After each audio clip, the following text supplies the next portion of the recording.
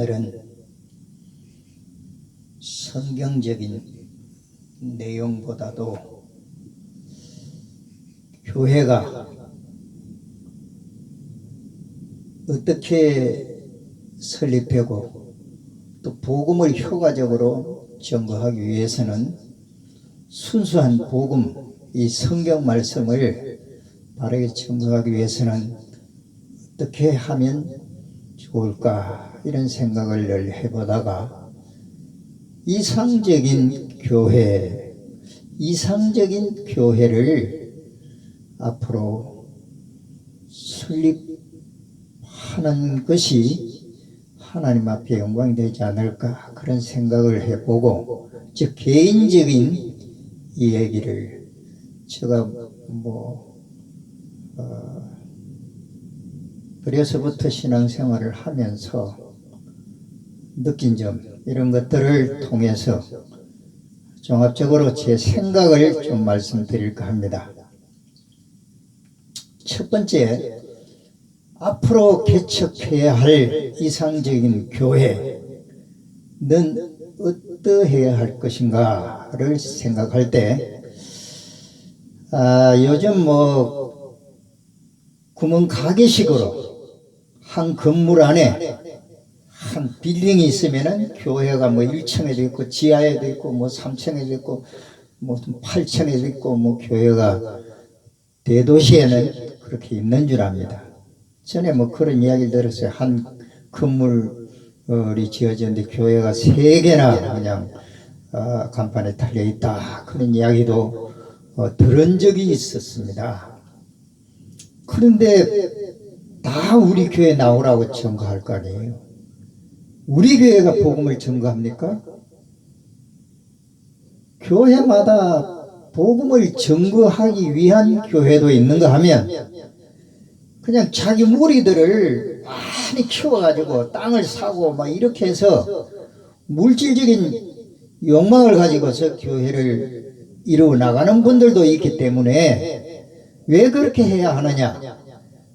노회나 총회에 가면은 교회가 작으면은 아주 무시를 당할 수가 있기 때문이지요. 다 총회장이나 무슨 노회장이 되려고 하면은 돈을 많이 가져야 합니다. 첫 번째, 물질적으로 많이 도와줘야 되니까.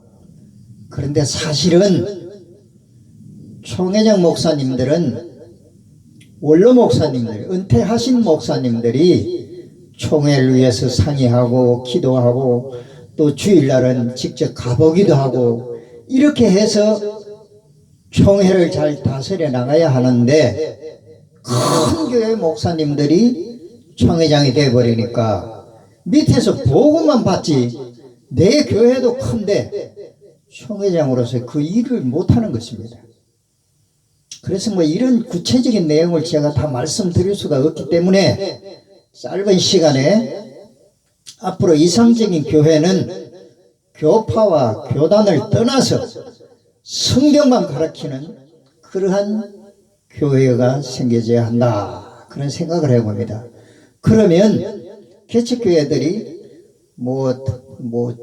하여튼 1,000,000원에서 월세를 얼마 주고 이렇게 해서 개척하는 분들도 계실 것이고, 시골마다 혹은 대도시마다 가격은 다를 것입니다. 그러나 첫 번째는 이상적인 교회는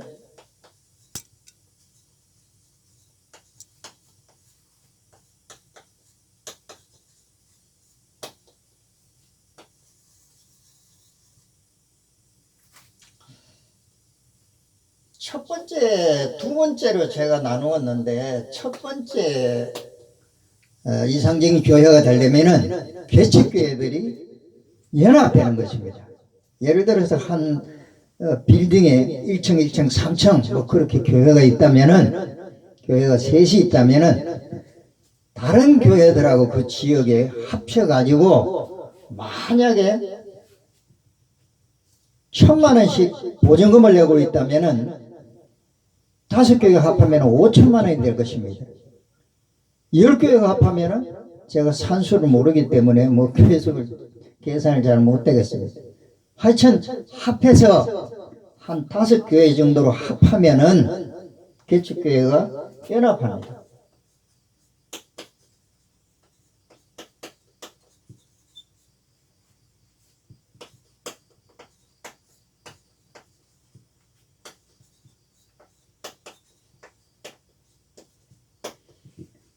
연합해가지고 주일날은 돌아가면서 설교를 하는 겁니다. 이 목사님이 11시 예배를 인도했으면은 김 목사님은 저녁 예배를 인도하고, 무슨 요즘은 오후 예배인데 시골에는 저녁 예배를 드리는 것도 있습니다. 점심을 그냥 집에 가서 드시고 저녁에 나와서 예배 드리는 것. 제가 있는 곳에도 저녁에 회당종을 칩니다. 차인벨이 울리면은 저녁 드시고 교회 나가시는 분들이, 할머니들이 많이 계시는 것을 제가 봤습니다. 저는 이제 그 교회는 나가지 않고 다른 멀리 조금 떨어져 있는 아는 분들이 교회 혹은 뭐 이렇게 다니는데, 그 교회는 다른 교회도 갔으니까 점심을, 오늘 처음 나오신 분들이 혹시 교회에서 점심을 하는가 이렇게 생각하실 수도 있는데, 점심은 우리는 드리지 않고 집에 가서 드시고 저녁 예배를 7시 반에 드립니다. 이렇게 광고하는 것을 제가 어떤 교회 가서 들었습니다. 교회는 첫째 주일날은 11시 예배를 이 목사님이 했다면은 오후 예배나 저녁 예배는 김 목사님이 하는 겁니다. 순서대로 5분이면은 5 목사님이 계시면은 11시 예배는 똑같이 그냥 돌아가면서 드리고, 오후 예배도 돌아가며 드리는 것입니다. 그런데 설교자는 5교회라면 설교자는 5명이서 되겠죠. 5명. 그러나 신방은 누구나 할 수가 없습니다. 신방 전도사님이나 신방 무슨 권사님이나 장로님이나 신방 목사님이 따로 계셔서 그분은 신방만, 설교는 하지 않고 신방만 중심하는 것입니다. 왜냐?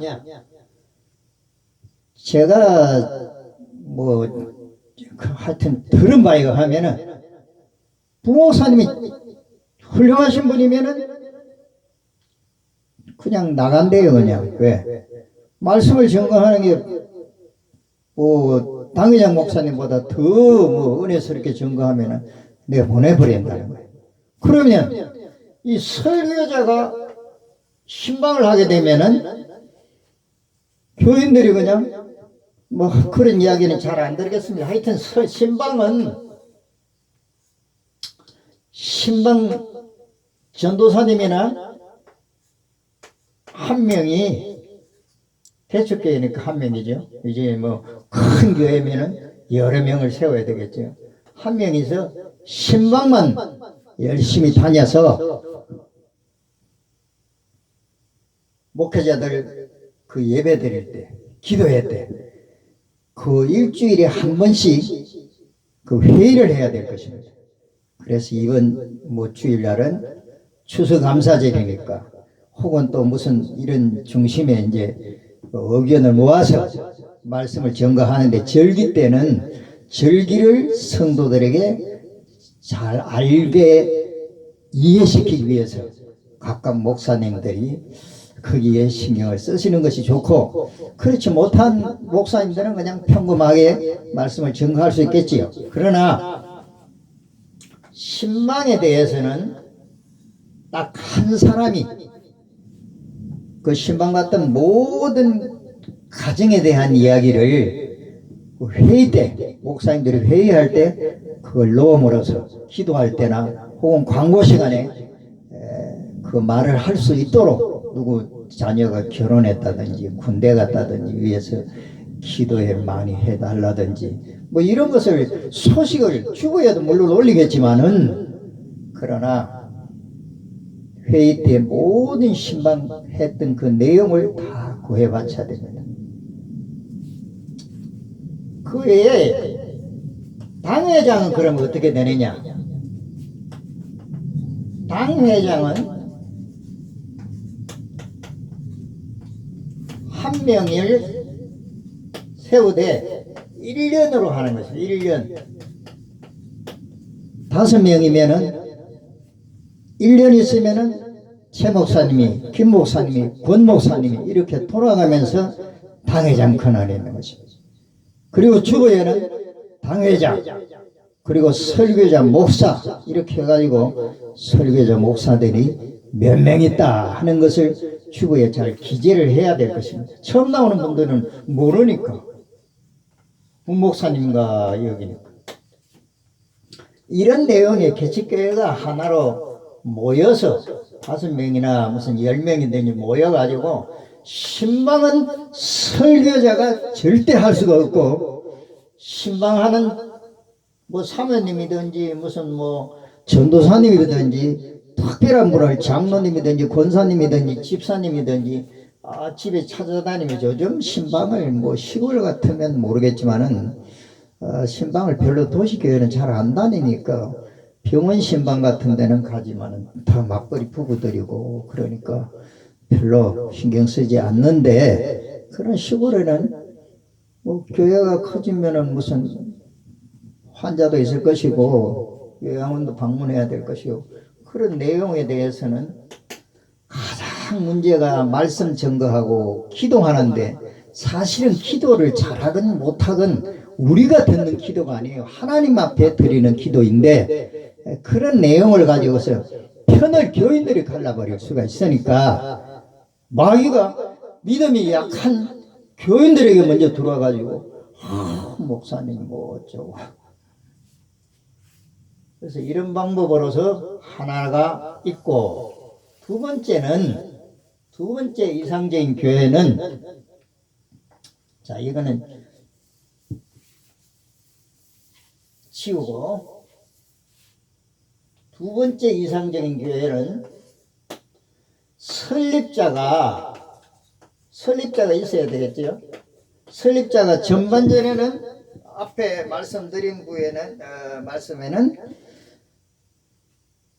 개척교회가 연합해서 하나의 교회로서 돌아가면서 말씀을 전가한다. 근데 여기는 설립자가 한 분 계시는데 집사, 뭐 권사, 장로, 목사 신앙이 없는 사람은 안 되겠죠. 설립자는 누구나 될 수가 있습니다.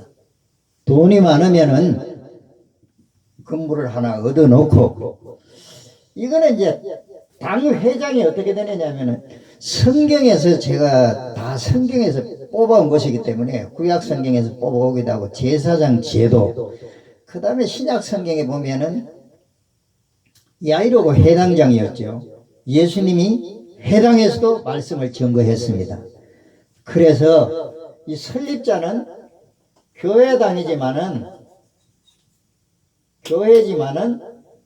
회당장이 되는 것입니다. 회당장은 설립자가 되는 겁니다.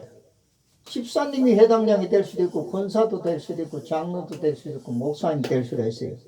회당장은 바뀌어지지 않습니다. 내가 건물을 얻어놓고 무슨 교회 간판을 달았다면은 교회로서 내가 회당장 그대로 가지고 있는 것입니다. 내 권한 아래에서 내가 감독 아래에서 모든 것을 이루어지는 것입니다. 그래서 이건 신앙이 좋은 사람이라야 또 하나님 앞에 영광 돌릴 수 있는 그런 믿음의 사람이라야 되기 때문에 집사를 왜 적었느냐 하면은 요즘 큰 교회는요 20년 30년을 교회 나가도 집사 이상 권사 장로님이 될 수가 없다 그래요. 말을 제가 들은 바 있습니다. 저는 뭐 큰 교회, 대형 교회 나가본 적이 없는데 왜? 생활이 어려우니까 자식 공부시키고 항상 쪼달려 사니까 헌금을 많이 할 수가 없어요. 11조도 내는 동안은 알기는 다 알아요. 돈이 적으면은 바치는 헌금이 없으면은 이 사람은 많은 것을 이 장로님 가마 권사님 가마 목사님 가마 성경을 더 많이 알고 있다고 할지라도 그냥 집 사놔서 그냥 교회에서 그냥 빙빙 돌고 마는 것입니다. 뭐 그런 이야기는 다 안 드리겠습니다. 하여튼 집사 이상 신앙이 좋은 사람, 믿음이 강하고 성경에 대해서 밝게 아는 성령 받은 사람으로 생각해야 되겠지요. 회당장은 이 설립자가 되는 겁니다. 설립자가. 그 다음에 회장이 있습니다. 목회자들 중에서 설교자를 말하죠. 설교자 중에서 회장이 있습니다. 회장. 이제 회의를 진행할 때 뭐 이것은 안 둬도 되고 둬도 되고 하는데 회장이 그런데 만약에 집사님이 회의를 진행한다 그럼 목사님들 앉혀놓고 또 권사님이 한다 그러니까 그거보다는 차라리 목회자들끼리 설교자들끼리 회의할 수 있는 회장을 하나 선택하는 것이 좋겠다 그런 생각이죠. 우리가 설교를 하려면은 혹은 또 교회를 이루어 나가는 데는 이렇게 했으면 더 좋지 않겠느냐 하는 어떤 목표를 제시하고 의논하려고 하면은 회당장은 그게 빠지고 회당장은 빠지고 목회자 설교자들에게 회장이 세워지는데 이 투표에서 세워야 되겠죠. 뭐 돌아가며 세운다든지 앞에 말씀드렸던 돌아가며 이 목사님이 일 목사님 뭐 최 목사님이 이렇게 해서 회당장은 1년제로 공평해야 되기 때문에 발전이 안 돼봐도 1년이고 발전이 많이 돼도 1년입니다. 발전이 잘 된다면 그대로 개성해 나가는 것이고 발전이 안 되면은 개성할 수가 없고 새로운 안을 세워야 되기 때문이죠. 그래서 1년으로서 회장을 목회자들을 설교자들이 세우고 이 설교자 선택은 누가 하느냐? 설교자 이거는 설립자 당회장이 설교자를 정하는 것입니다. 교파나 교단은 앞에 것이나 뒤에 것이나 떠났습니다. 교파 교단이 있으면은요 위에서 지시를 내리면은 그대로 순종해야 되니까요.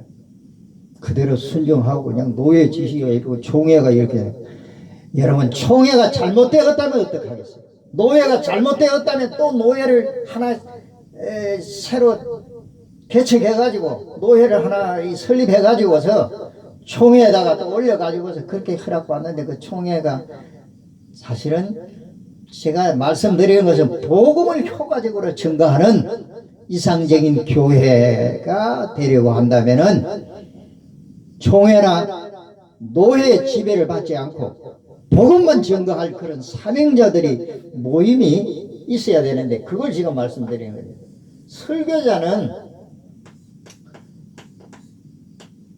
교파와 교단을 떠나는 것입니다.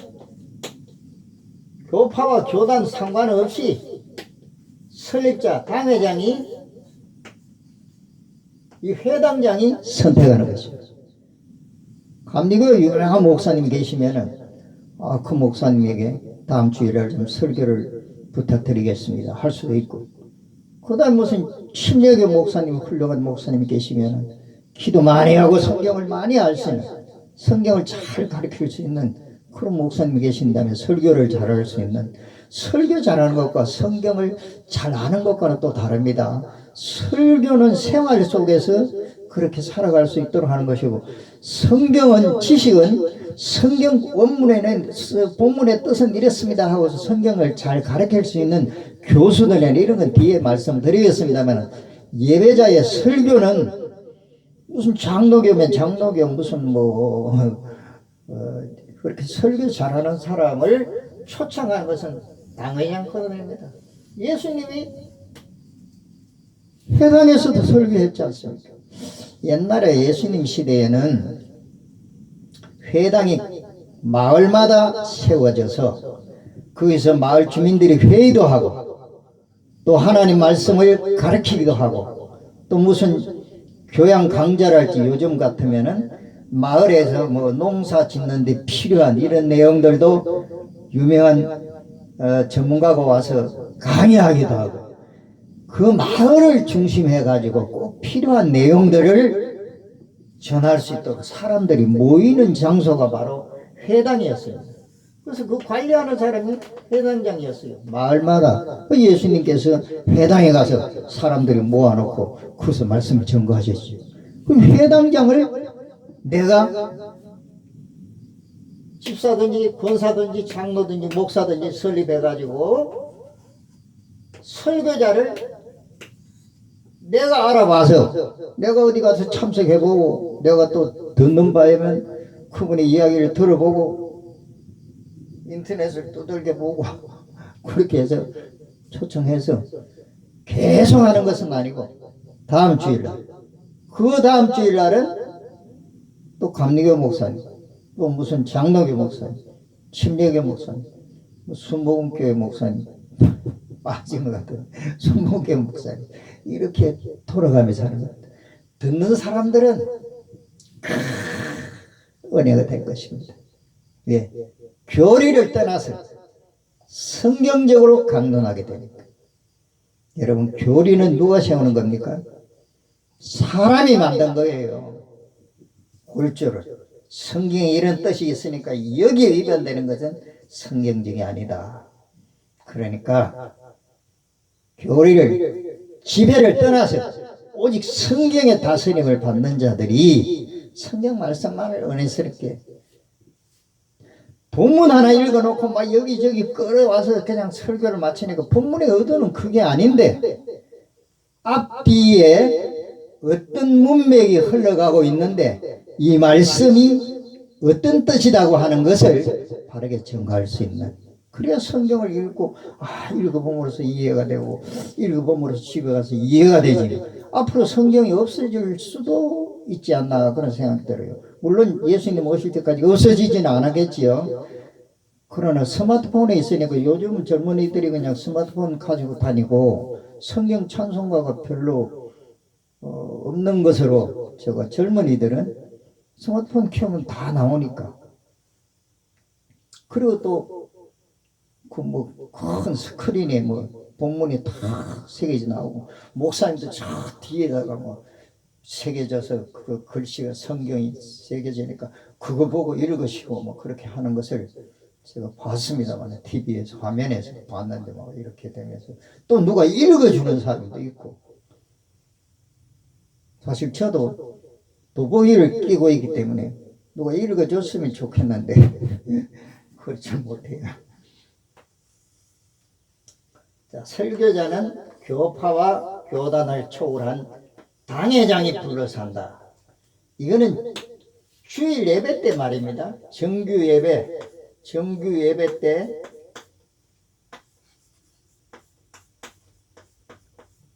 때 설교는 당회장이 정하는 것이고, 그 외에 수요일 주일날을 예배드리죠. 금요일날은 이제 철야 예배를 드릴 수도 있고, 그러니까 목사님들이 이렇게 많이 올 수도 있고, 여러 군데서 부흥사 어떤 금요일날은 주로 부흥사 목사님들을 초청하겠죠. 사실 목사님 가운데서도 지식적으로 유능한 분이, 가르치는 분이 계시고 교수님들이나 그 다음에 설교를 잘하는 목사님들 계시고, 그 중에서 제가 권위로 생각한다면 부흥사라고 생각합니다. 선지자들처럼 말씀의 영적인 깊은 내용을 증거함으로써 통해 자국할 수 있는, 회개가 일어날 수 있는 이런 집회를 금요일 철야 때는 그냥 기도 많이 하시고 성경을 많이 보신 영적으로 정말 열려진 뭐 이렇게 가르치는 것들이야 성경책을 많이 보고 머리가 영리하면은 누구나 다 할 수가 있는 거예요. 말씀 전공하는 데는 그냥 내가 그냥 뭐 그런 말씀 많이 드려서 목사 되는 것이 그렇게 어렵지는 않습니다. 사업하는 가만 오히려 그냥 왜 머리가 영리하면은 말을 잘하면은 얼마든지 교수님들이나 뭐 이런 분들은 강단에 서면 강사로서 교수님들이 세우잖아요. 근데 성경을 많이 읽고 뭐 그렇게 또 다른 책들을 많이 읽고 하면은 다 전하지요. 그런데 영안이 열려지지 못하고 영의 귀가 열리지 못하면은 하나님의 음성을 성령의 음성을 듣지 못하면은 영적 교훈을 내가 교인들에게 나눠줄 수가 없다는 그런 안타까움이 있으니까 부흥사들이 주로 하는 담임 목사가 부흥회를 인도한다는 것은 정상적이지만은 또 목회를 한다라고 하는 것은 다음 주간에 어디 가서 집회를 해야 되는데 목사님이 신방 가고 막 이렇게 바쁘게 일하다가 또 그 가서 한 주간 부흥회를 능력이 뭐 한창 나한테 그런 말씀 안 드리겠습니다. 항상 기도하시오. 성경을 읽고 기도하시오. 이런 분들이 금요일 철야 때 누구에게? 회당장에게 초청을 받아가지고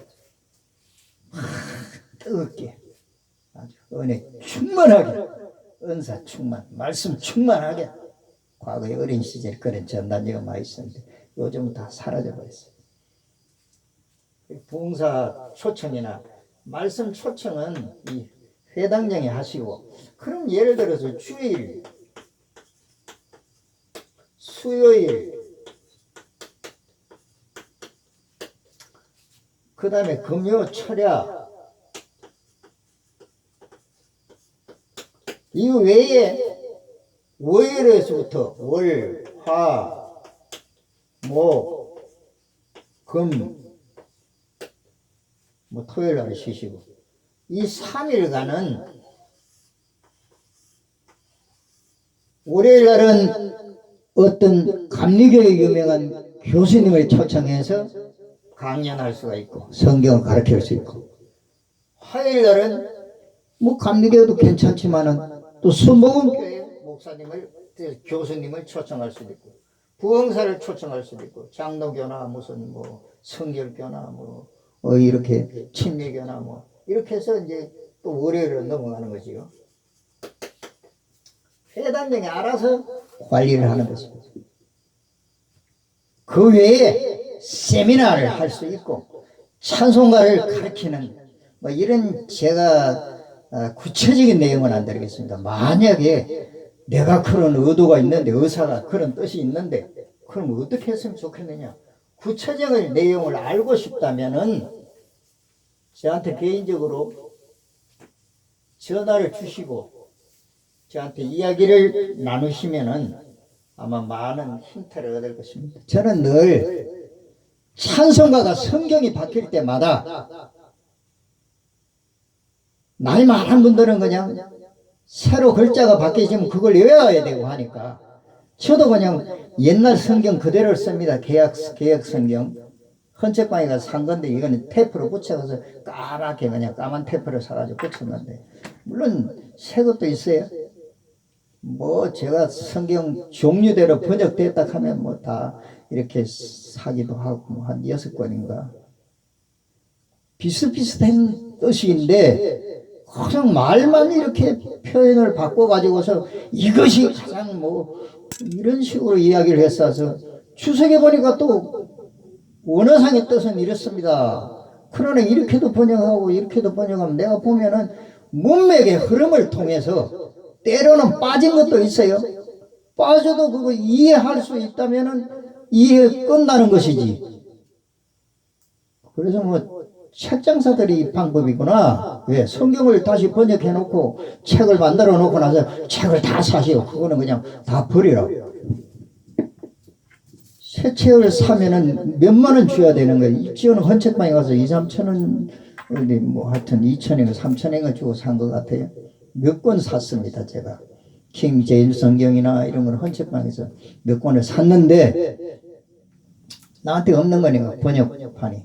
그것도 따르면은, 뭐, 새 책을 사려면은, 별로 보지는 않으니까, 이 개혁 성경을, 중심해서 제가 보고 있으니까, 제가 언젠가 유튜브에 올렸지요. 한 40년인가 된, 3, 40년 된 성경을 제가 처음에 그냥 성경을 정독할 때, 주석을 창세기에서부터 요한계시록까지 제가 한 번을 하는데 한 10여 년이 걸렸습니다.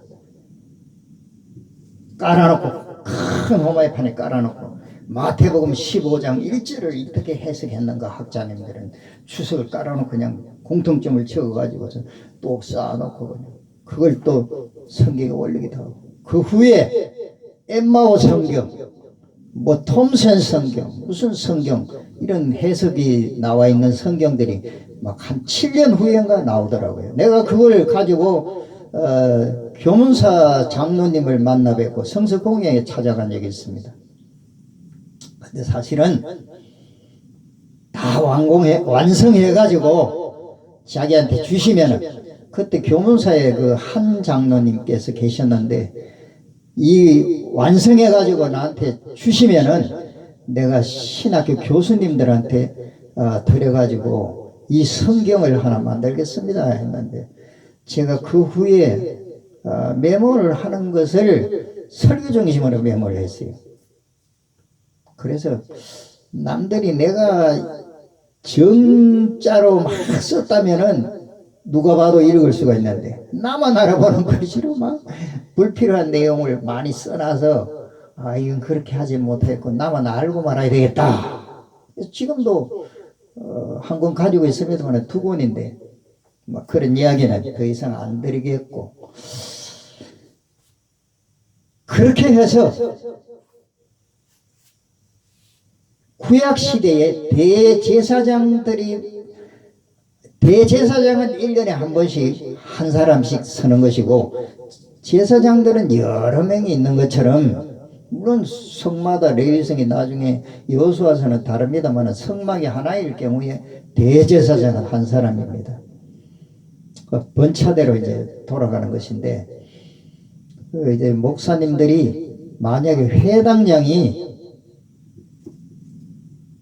주관을 가진다면 설교자들, 교파와 교단을 떠나서 내 마음대로 유능한 사람들, 교인들에게 복음을 잘 전가할 수 있는 사람을 선정해서 복음을 전가할 수 있는 기회를 주시고, 그리고 헌금에 대해서나 이런 것은 어떻게 관리를 할 것인가 하는 문제에 대해서는 제가 말씀을 드리지 않겠습니다. 그는 목사님들이 모임에서, 그 모임에서 회당장과 함께 의논해야 될 것이고 하기 때문에, 구체적인 내용은 제가 말씀을, 만약에 뜻이 계신 분이 계시다면 모르지만 공개할 내용은 못 되는 것 같습니다. 그래서 그 건물을 놀리지 않고 계속 사용할 수 있도록, 예를 들면 회당장 되시는 분은 뭐 복음 선가를 가르칠 수 있는 어떤 작곡 작사가를 모셔다가 뭐 가르칠 수도 있고, 또 무슨 하여튼 그런 활용도를 많이 활용하고 복음은 효과적으로 복음을 전가하는 그런 교회, 이상적인 교회. 지금은 교회 문 잠가놓고 예배 시간만 열고 그냥 다 목사님들이 뭐 이렇게 바쁜 시대고, 그러니까 저 생각이, 오늘은 2가지 방법, 이상적인 교회에 대해서 말씀드렸습니다. 이미 교회가 설립되어 있는 교회들이 합쳐서 하나의 교회로 만들되, 당회장은 1년에 한 분이서 당회장을 순서적으로 돌아갈 수가 있고, 신방 하시는 분은 설교에서 빠진다. 설교를 은혜스럽게 하고 신방 오면은 그분이 그냥 또 교인들을 데리고 와서 따로 개척할 수도 있잖아요. 그런 여러 가지 사담적인 목사님들과 이미 의논도 많이 했습니다만, 근데 그것이 참 쉽겠느냐고 그런 말씀들 하세요. 두 번째 내용은 집사이든 권사이든 장로이든 목사이든 내가 큰 건물을 하나 짓든지 하나 얻어서 내가 당회장이 되고 회당장이 되고 그 다음에 목사님들의 모임에서 회장을 하나 설정해서 그분이 목회를 해 나가도록 그렇게 하는 방법이 전에 있었습니다만은, 그 앞에 말씀드린 대로 있었습니다만은, 여기는 그런 내용은 없고 회당장이 초청해서 강사님을 초청해서 예배 드리는 거예요. 목사님들이 정한 목사님들도 뭐 있어야 되겠지요. 왜? 목사님이 강사분이 적당한 사람이 없을 때는 그 정회원이었던 그 회당장에게 소속되어 있는 그 교회에 소속된 목사님이 설교를 감당하셔야 되겠지요. 그래서 그건 들 수도 있고 안 들 수도 있고 그렇게 두어서 평소에 무슨 유익한 시간으로서 그 회당을 사용하시는 방법, 설립자가 누구라도 할 수 있다는 그런 내용에 대해서 말씀을 드렸습니다. 이것은 사도행전에 보면 1장 8절 말씀에 보면 1장 8절에 오직 성령이 너희에게 임하시면 너희가 권능을 받고 예루살렘과 온 유대와 사마리아와 땅끝까지 이르러 내 증인이 되리라. 예수의 증인이 되는 데는 다른 것이 소용이 없습니다. 오직 복음을 바르게 전가하기 위해서 내가 노력할 것입니다. 그래서 저는 이 본문을 통해서 성령이 복음 전가하는데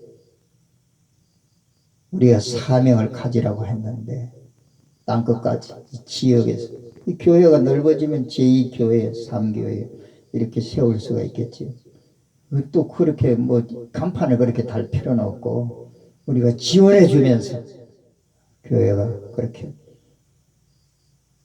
부흥되고 발전되어 나갈 수 있도록 지켜봐주고, 지금은 교단 중심이기 때문에 어려서로 목사님이 있다 할지라도 자기 교회에 나가야만이 그 목사님의 설교를 들을 수가 있잖아요. 돌아가면서 설교하는 것이 오히려 골고루 은사를 활용할 수 있고 또 받는 사람들도 더 깊이 있게 폭넓게 은혜 충만할 줄로 믿습니다. 감사합니다.